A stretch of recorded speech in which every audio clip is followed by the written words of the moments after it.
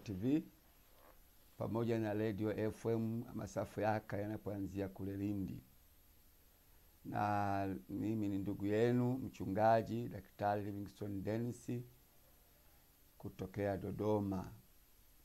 Nashukuru kwamba Mungu ametupa nafasi nyingine tena asubuhi ya leo tuweze kujifunza na kuliangalia neno la Bwana. Naomba sasa tuombe. Baba mtakatifu sana, Mungu Mwenyezi, naomba asubuhi ya leo kaseme nasi tena. Nitumie mimi kama mtumwa wako, na mkono wako ukawe pamoja nami, nishike mkono. Sema na watu wako Mungu. Nipe kuyafafanusha maneno yako kwa Roho Mtakatifu. Roho Mtakatifu, wewe ambaye ndio ulifafanua neno na kulithibitisha ndani ya watu wako. Naomba sasa Bwana Mungu ukaseme nasi. Mkono wako ukawe pamoja nami katika jina takatifu la Yesu Kristo Mwokozi wangu aliye hai. Amen. Kichwa chetu cha somo la asubuhi ya leo ninaita usikimbie jaribu au usikimbie majaribu. Usikimbie jaribu au usikimbie majaribu. Naweza kaona kama neno la ajabu kidogo, lakini tunapopitia kwenye maandiko ndipo tutakapojua kwa nini ni muhimu kutokukimbia jaribu. Kitabu cha Yakobo sura ya 1 mstari wa 2.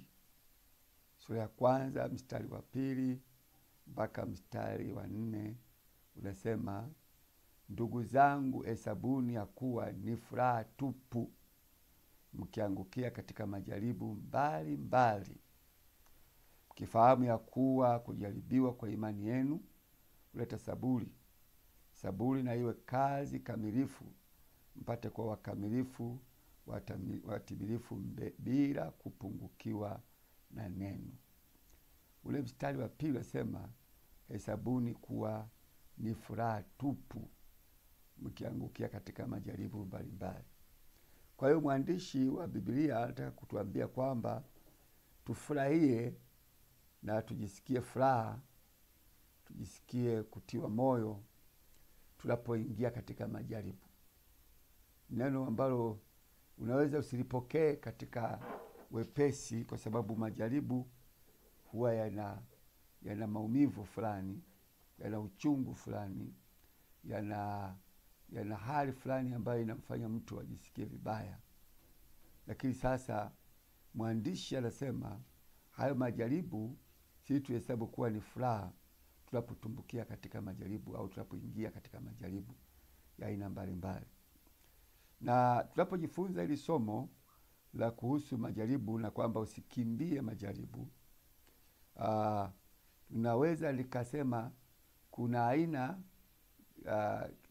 majaribu. Kuna kitu kingine kinaitwa mateso, kuna kitu kingine kinaitwa maonezi, na kuna kitu kingine kinaitwa mapigo. Kwa hiyo tusije tukachanganya vitu hivi.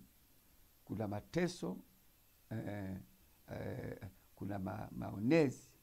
kuna maonezi, lakini pia kuna mapigo. Naona mtu anaonewa au anaingia kwenye mapigo, au tunapozungumza juu ya majaribu. Sasa mimi nazungumzia juu ya majaribu. Mapigo yana namna yake pia, maonezi yana namna yake pia, lakini asubuhi ya leo nataka nizungumze na wewe kuhusu majaribu. Na kwa nini mwandishi anasema msihesabu kuwa ni furaha tupu mkiangukia katika majaribu ya aina mbalimbali?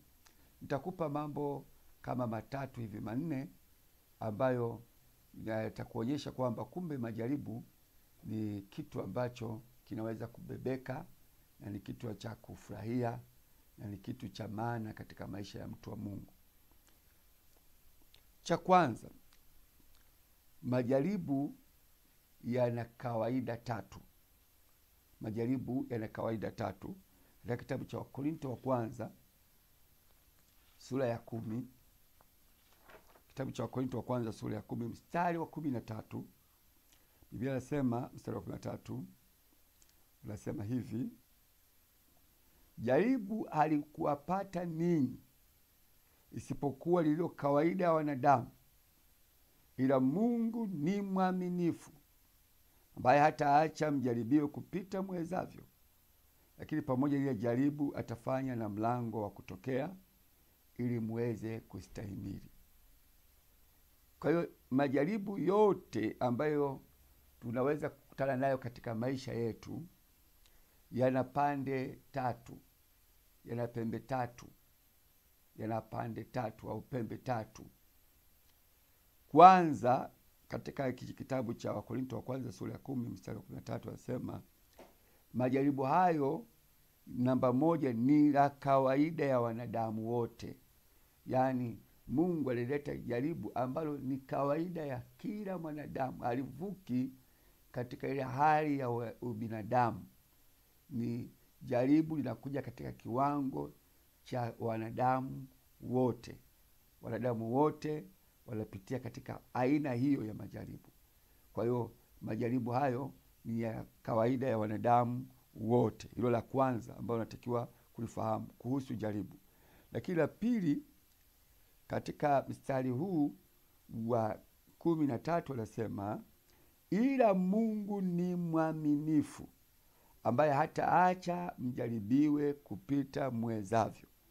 Kwa hiyo namba 2 ni kwamba jaribu linakuja kwa kiwango chako, au inakuja kwa saizi yako, inakuja kwa namna ambavyo wewe unaweza kulibeba. Halipiti kiwango ambacho huwezi kulibeba. Mungu ni mwaminifu. Biblia inasema anapopima, anakupima kabla hajaruhusu ile jaribu kuja. Naona anakupima na kuona uwezo ulionao, unaweza kulibeba. Unaona, unaweza kulibeba. Ni kama vile mtoto ambaye unafahamu kabisa kwamba mtoto huyu nikimbebesha ndoo ya lita 20 hawezi kubeba. Huwezi kumpa ndoo ya lita 20 kumjaribu. Unaona, utampa mzigo ambao anaweza kustahimili kuubeba, anaweza kuubeba. Unaona, kwa hiyo Mungu kama alivyo baba yetu, yeye ni zaidi ya baba, anaruhusu jaribu lije kwa kiwango kile ambacho wewe unaweza kubeba. Kwa hiyo kila jaribu ambalo mtu analipitia katika maisha yake ni lile ambalo limekubalika na Mungu, na Mungu amesema hili anaweza kulibeba.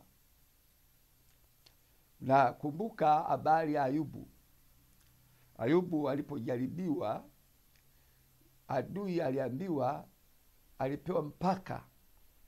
Anaona, alipewa mpaka, mjaribu mpaka hapa, mjaribu mpaka hapa, mjaribu mpaka hapa. Unaona, Mungu alikuwa anaona uwezo wa Ayubu wa kubeba lile jaribu. Kwa hiyo jaribu linakuja kwa kiwango kile. Ukiona jaribu lako ni kubwa kuliko wengine, basi uone kwamba kumbe una uwezo mkubwa zaidi. Mungu ameona una uwezo mkubwa zaidi, umekuwa kiasi cha kutosha cha kubeba hilo jaribu zito. Inawezekana umri wako kiroho unaonekana umekuwa mkubwa. Unaona, kama ni mtoto mchanga utajaribiwa kutokana na uchanga wako wa utoto. Kama ni kijana utajaribiwa kutokana na kiwango chako cha umri na ukubwa wako.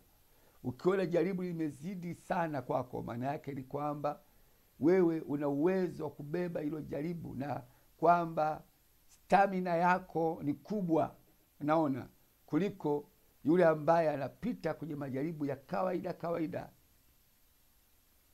Kwa hiyo jaribu linakuja kwa kiwango chako, kwa saizi yako.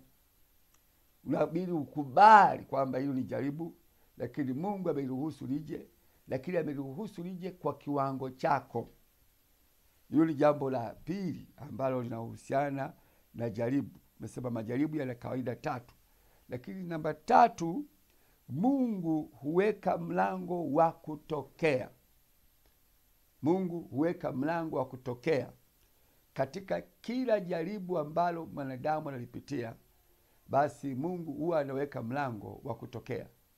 nimesema hapa leo tunajifunza juu ya majaribu, na nikasema usikimbie jaribu, kwa sababu kwanza linakuja kawaida ya wanadamu, lakini la pili linakuja kwa kiwango kile ambacho unaweza kulibeba, lakini tatu ni kwamba Mungu hata acha liendelee kuwepo hilo jaribu kwa wakati wote.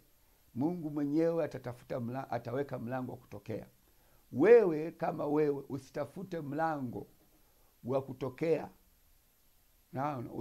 Usitafute nyundo, ukachukua tindo, ukaboa ukuta ili utoke kwenye jaribu. Ngoja wakati wa Mungu wa kuweka mlango wa kutokea. Ukitafuta mlango wewe, ukitoboa mlango, maana yake wewe ndio unatafuta kukimbia jaribu. Na sasa nataka nizungumze kidogo juu ya mtu anaitwa Ruth au Ruthi, kitabu cha Ruthi. Kitabu cha Ruthi ambacho kinapatikana kwenye kitabu cha katikati ya kitabu cha Waamuzi na kitabu cha Samueli. Kitabu cha Waamuzi na kitabu cha Samueli ni kitabu kidogo, kina sura chache, lakini kitabu hiki kinaelezea juu ya mtu aliyekimbia jaribu, aliyekuwa anakimbia jaribu. Mungu ameweka katika Biblia kila namna ya mambo katika mwanadamu, na ameweka vielelezo kwamba kama tunaposoma habari ya Nuhu, tunaposoma habari ya Ibrahimu ni baba wa imani. Tunaposoma habari ya Ayubu, tunasoma kwamba Ayubu ni mtu aliyeshinda majaribu, alipita kwenye majaribu lakini akashinda. Tunaposoma habari ya Yona, tunafahamu kwamba Yona ni mfano wa watu waliokimbia wito. Lakini tunaposoma habari ya Hosea, tunajua kwamba tunapata habari za mwanaume ambaye aliweza kukaa na mwanamke ambaye ana roho ya uzinzi, mwanamke mzinzi. Naona, lakini alistahimili kukaa na huyu mwanamke na alimpenda na alikuwa tayari kumgharimia hata alipoingia kwenye matatizo katika hiyo tabia yake ya uzinzi, bado alikaa naye. Hapo tunajifunza kwamba kama Hosea aliweza kukaa na mwanamke mzinzi, basi kila mwanaume ulioko duniani unaweza kukaa na mwanamke wa aina yoyote. Maana mwanamke mzinzi ndio kiwango cha chini kabisa, kibaya kabisa kwa mwanamke. Naona wanaume wengi si rahisi sana kuishi na mwanamke ambaye tu umesikia ametoka nyumba nje ya ndoa, lakini huyu aliweza kukaa na mwanamke mzinifu akijua kabisa, lakini bado alikaa naye na bado alimlipia gharama baada ya kuuzwa kutokana na uzinzi wake aliofanya. Lakini tunasoma habari ya Abigaili aliyeweza kukaa na mwanaume mpumbavu. Naona huyu mwanamke aliweka kama mfano wa wanawake wote kwamba kama Abigaili aliweza kukaa na mwanaume mpumbavu, na mwanaume mpumbavu ni kiwango cha chini kabisa cha mwanaume, kwamba kama unaweza kustahimili kukaa na mwanaume mpumbavu, basi unaweza kukaa na mwanaume wa aina yoyote. Lakini tunasoma habari ya Tomaso, mtu aliyewekwa kama mtu asiyeamini. Naona tunasoma habari ya Elia kama mtu wa maombi. Kwa hiyo Mungu ameweka watu mbalimbali kwenye Biblia kama vielelezo katika aina tofauti za mambo. Sasa tunapozungumza habari ya majaribu, basi aliyekimbia jaribu, tunasoma habari ya Naomi ambaye imeandikwa hizo habari kwenye kitabu cha Ruth. Kitabu cha Ruth tunasoma habari za Naomi, na tunaona huyu Naomi anakimbia jaribu, na nimesema usikimbie jaribu. Naona kwa sababu tayari Mungu anaweza kuwa ameruhusu hilo jaribu, na kama ameruhusu hilo jaribu anasema kwamba litakuja katika kiwango cha wanadamu wote, lakini pia Mungu ataangalia kiwango chako na uwezo wa kulibeba hilo jaribu, lakini pia Mungu ataweka mlango wa kutokea. hutakiwi kukimbia wewe, jaribu. Sasa tunaona hapa habari ya Ruth kile kitabu cha Ruth sura ya kwanza, kitabu cha Ruth sura ya kwanza mstari wa kwanza na kuendelea. Biblia inasema, ikawa zamani za waamuzi walipoamua, kulikuwa na njaa katika nchi. Kaondoka mtu mmoja wa Bethlehemu ya Yuda, akaenda kukaa katika nchi ya Moabu, yeye na mkewe na wanawe wawili.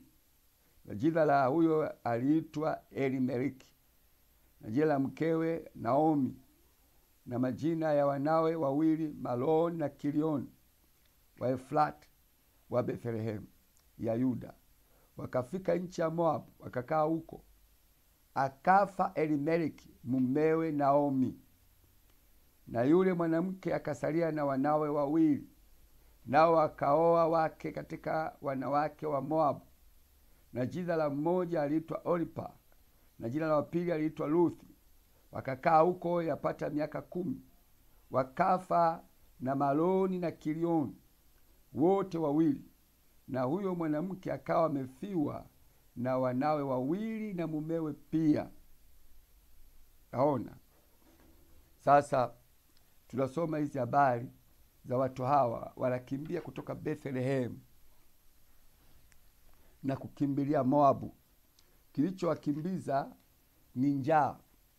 Njaa iliwakimbiza katika hiyo nchi. Ukisoma habari ya Bethlehem, Bethlehem maana yake ni nyumba ya mikate.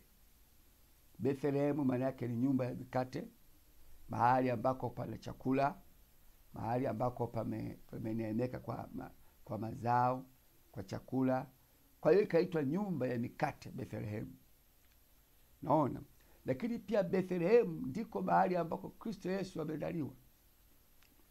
Sasa hapo Bethlehem, mahali ambako Kristo amezaliwa, lakini pia ni nyumba ya mikate, mahali ambako pana chakula tele, mahali ambako pana neema kubwa, bado kukatokea njaa. Maana yake likaja jaribu la njaa. Naona, na hii la kupa picha kwamba hata kama uko mahali pazuri namna gani, unaishi mahali pazuri namna gani, una watu wazuri kiasi fulani, hata kama unakaa mahali pazuri, hata kama unaishi na watu wazuri, lakini ufahamu kwamba jaribu linaweza likaja tu hata hapo ulipo. Kwa vyovyote vile, kama mwanadamu unaishi duniani, ujue kwamba majaribu ni lazima yaje. Naona, majaribu hayana budi kuja. Lazima utakabiliana na majaribu tu, na una namna ya kukwepa juu ya majaribu. Na hata kama mahali hapo unapoishi unaweza kusema kwamba mimi hapa ninaona hapa nifai, lakini mahali fulani panafaa zaidi, utashangaa hata huko unakofikiri bado jaribu litakufuata. Jaribu lipo tu, limeruhusiwa. Biblia inasema hayana budi kuja majaribu. Kwa hiyo huyu Naomi na mume wake Elimeleki na watoto wao waliishi katika nchi nzuri mno. Naona, nchi nzuri, sehemu ya mji ule ulikuwa inaitwa Bethlehem. Naona, maana yake nyumba ya mikate, mahali pa baraka. Lakini pia Kristo Yesu mwokozi wa ulimwengu alizaliwa hapo. Lakini hapo ndipo pakatokea njaa. Naona, na njaa ile, huyu mtu wa Mungu Elimeleki na mke wake waliamua kukimbia. Wakaikimbia njaa, wakatoka katika nchi nzuri, nchi hiyo ya mji huo wa Bethlehem, wakaenda katika kukimbia kwao, wakajikuta wamefika kwenye nchi inaitwa Moabu. Naona, sasa wametoka Bethlehem lakini wameenda Moabu. Sasa Moabu, ndugu yangu mtazamaji na msikilizaji wangu wa Sibuka TV pamoja na Radio FM kutoka kule Lindi, Moabu ni nchi ambayo wakazi wake, watu wake wa nchi hiyo ni hawa ambao walizaliwa na Lutu. Lutu ambaye alikuwa ndugu yake na Ibrahimu. Na Lutu ni yule ambaye alikimbia kutoka Sodoma akaenda milimani, lakini alipokuwa milimani, maandiko yanasema akaanguka katika dhambi ya uzinzi na watoto wake wale wawili. Na alipoanguka na watoto wake wale wawili akazaa watoto, na hawa watoto ndio wanaitwa wa Moabu. Naona hawa watoto waliozaliwa na Lutu aliyezaa na watoto wake wakaitwa wa Moabu. Na sasa hawa watoto ndani yake kulikuwa na nguvu fulani ya laana ile ambayo ilitokana na kuzaa na baba mtu, kuzaa na baba yao.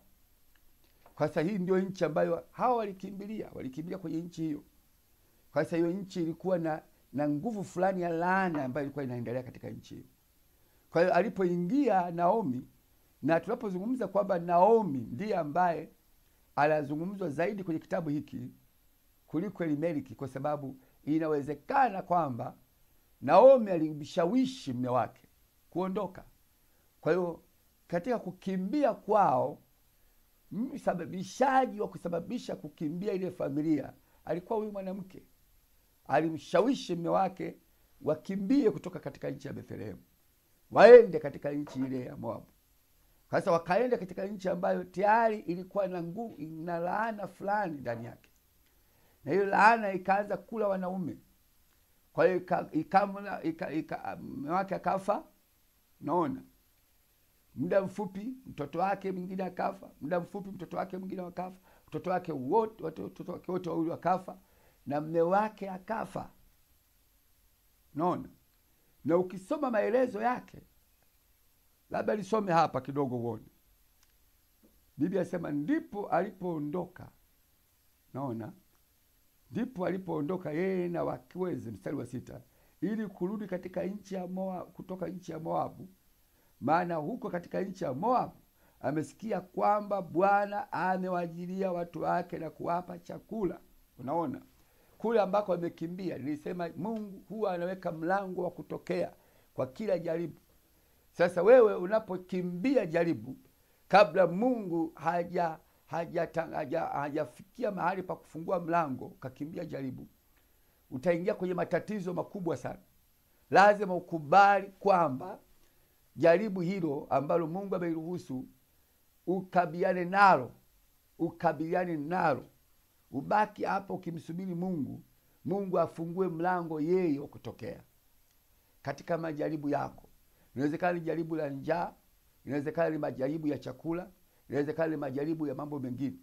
Ndio sasa unakuta kuna watu ambao unakuta uko kwenye jaribu labda kukosa chakula, badala ya kumsubiri Bwana hata katika maombi na kitu kingine, unaingia kwenye mikopo, na mwisho wake unajikuta umekuwa mtumwa wa madeni, mpaka inakufanya unafika mahali hata ibada zinaanza kuwa ngumu, kwa sababu unakimbizana kulipa madeni.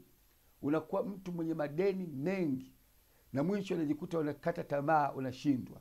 Kumbe ungesubiri, ukamsubiri Bwana, ukamngoja Bwana, ungeshangaa Mungu angefungua mlango katika jambo hilo.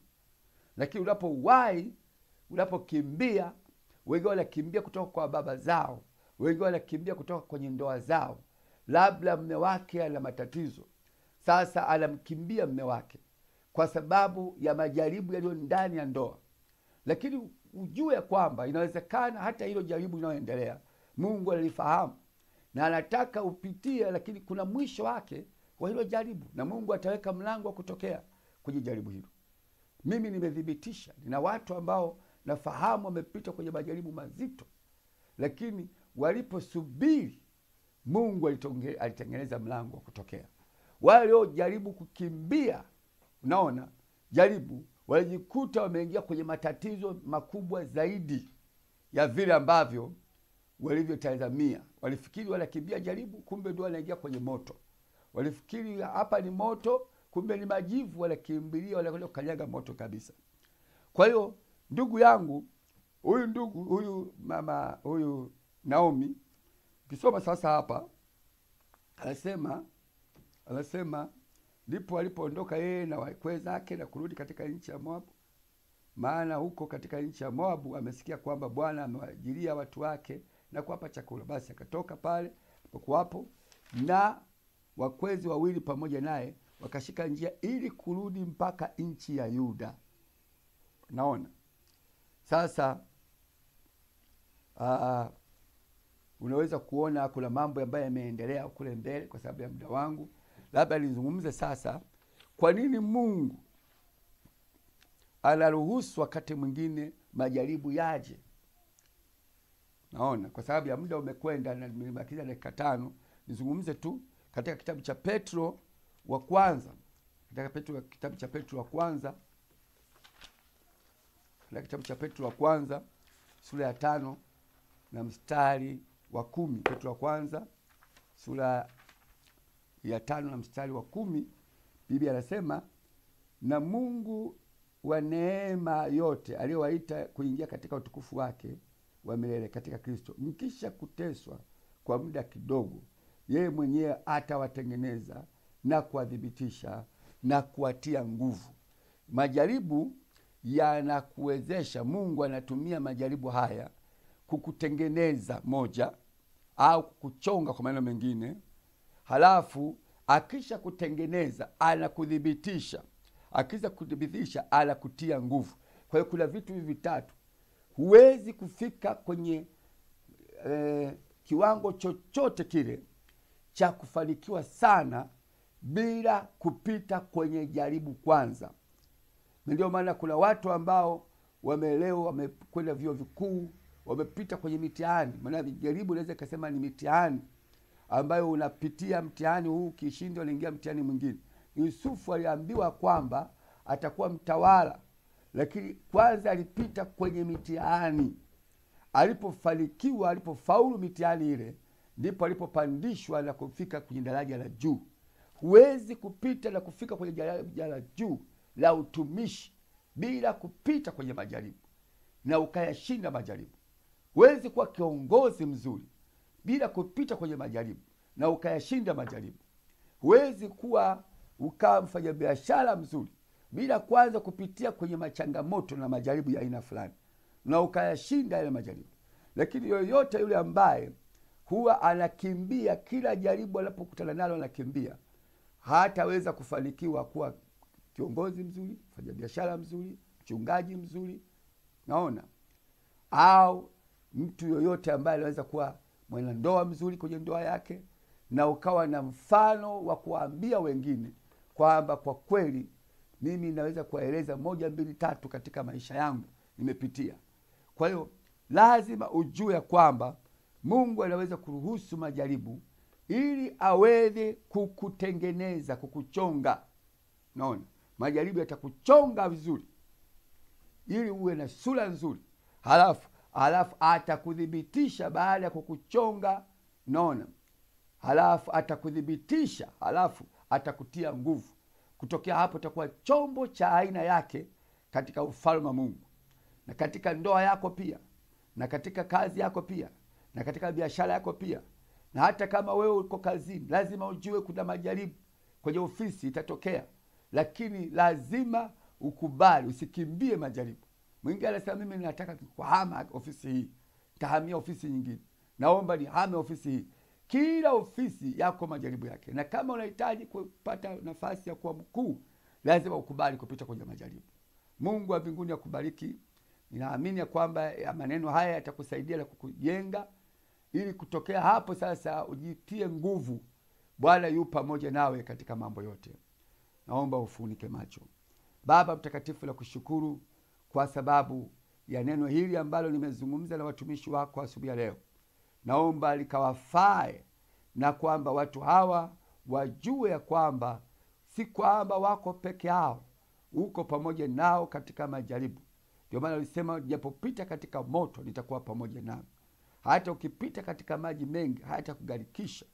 Mungu atakuwa pamoja na kila mmoja wetu. Hivyo basi, Mungu mjalie mtumishi wako huyu kujua haya na kutembea katika haya, ili apate kuona kuwa na ushindi mkubwa, na mwisho wake akapata kupanda daraja kutokea pale alipo. Namweka mikononi mwako katika jina takatifu la Yesu Kristo aliye Bwana na Mwokozi wetu. Amen.